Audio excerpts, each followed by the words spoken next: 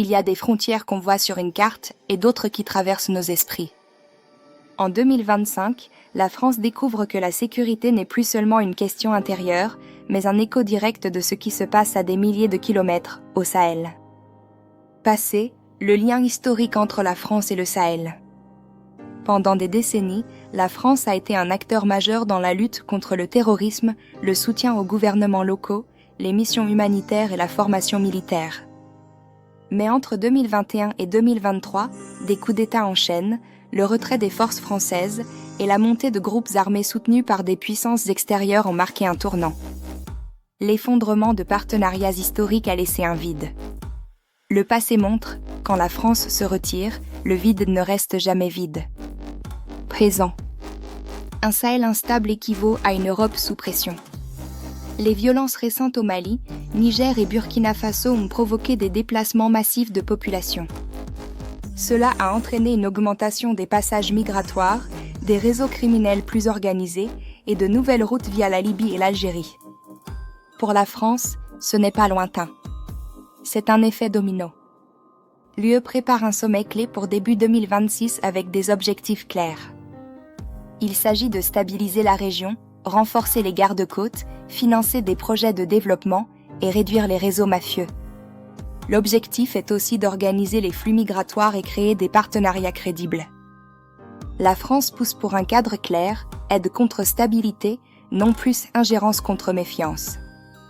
L'opinion française est divisée. D'un côté, des inquiétudes sur la sécurité, la peur de flux incontrôlés et des tensions dans certains territoires. De l'autre, la volonté d'accueil, la reconnaissance des responsabilités historiques et la solidarité avec les populations vulnérables. La France avance sur une ligne fine où humanité et sécurité doivent coexister. Le rôle des communes et territoires est crucial. 2025 voit des centres d'accueil saturés, des mairies qui réclament plus de moyens et des associations débordées. Les habitants sont partagés et il y a des demandes de coordination nationale claires. La migration n'est pas un débat abstrait, elle se vit dans les quartiers, les écoles, les mairies. Romain Duris, on parle souvent des frontières, mais rarement des histoires humaines qui les traversent. Anna Mouglali, la sécurité ne doit jamais effacer la dignité, mais la dignité n'exclut pas la responsabilité. Deux voix, deux nuances, exactement ce qu'il faut pour ce sujet. Futur.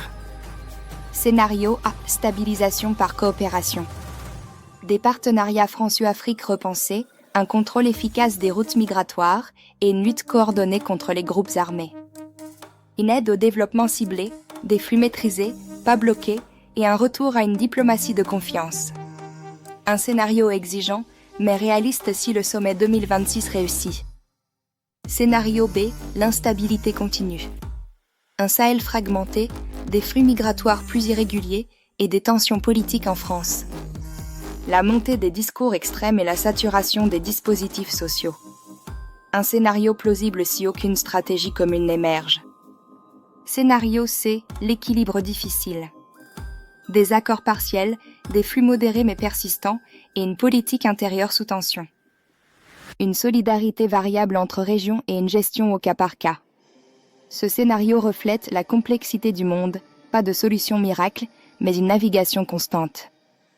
Valeurs personnelles, ce que chacun peut retenir, stabilité extérieure égale sécurité intérieure, et la migration est un phénomène humain avant tout.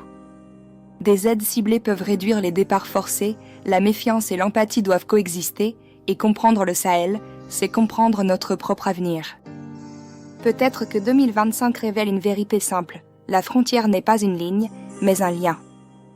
Et peut-être que l'avenir dépend de notre capacité à protéger sans déshumaniser et à accueillir sans renoncer à la responsabilité. Pour toi, où se joue l'essentiel, au Sahel, aux frontières ou dans la politique intérieure ?